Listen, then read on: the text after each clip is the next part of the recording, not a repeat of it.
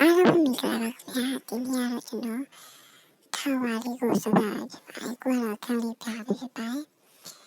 ကိုကတော့ခန်းလေးပြတယ်အားလေးကစားစားလေးထားတဲ့ပုံလေးတွေဖြစ်ပါတယ်ဒီတိုင်းဒီတိုင်းလုပ်ပေးပါနော်ကိုကြောင့်လုပ်ဖို့မိုက်ရိုဘတ်ရဲ့ဘယ်တော့ပြန်မှဆောင်းရဖြစ်ပါတယ်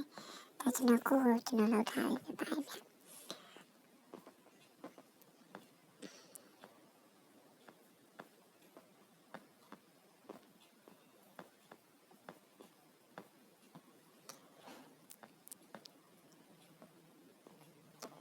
ကျွန်တော်ဒီဟာကိုအစိုးရမကုန်ထားပါဗျ